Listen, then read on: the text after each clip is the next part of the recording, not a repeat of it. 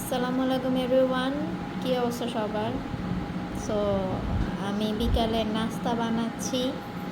পুরোপুরি আমি করছি না, আমার সাথে মেজো আপুও করছে। আমি আলুর চপ বানাচ্ছি। এই যে দেখেন আলুর চপের চেহারা।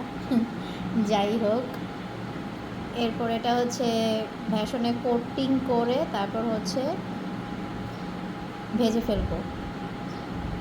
ভিডিওটা দেখতে থাকবেন সবাই, ঠিক আছে? এই যে আমার হয়ে গিয়েছে আলুর চপ, মানে এখনও কাঁচা অবস্থায়, এটাকে ভাজতে হবে। যাই হোক, আমি রেডি করে ফেলেছি, তো এখন ভাজার পালা, ভাজতে যাই। আলুর চপের সাথে বিকেলের নাস্তা হচ্ছে তালের কোষ, এগুলো সব হচ্ছে আপু, এটা কি বলে, খোসা, হ্যাঁ, ছাড়াইছে। সো এটা হচ্ছে তালের কোষ, খুবই খেতে মজা। তো এটা খাবো।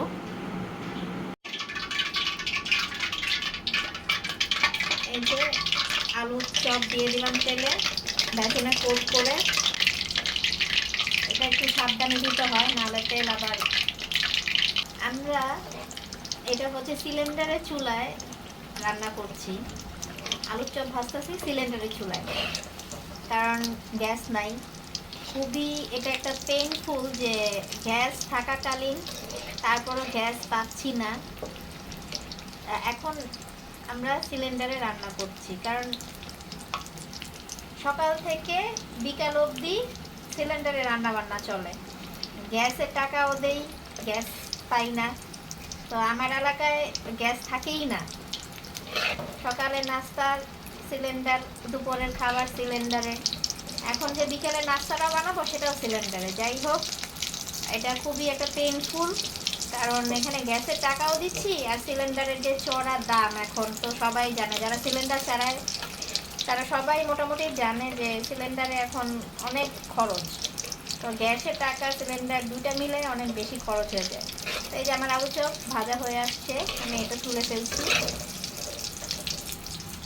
আমি একটা একটা করে এখন তুলে ফেলবো। এই যে আমি তুলে ফেলছি, এখন বাদ বাকিগুলো সবগুলো করে তারপর আপনাদের সাথে দেখাচ্ছি। আলু চপ, তালকোষ, পুরি। সবাই ভালো থাকবেন, আবার একটা ব্লগ নিয়ে আসবো। আল্লাহ হাফেজ।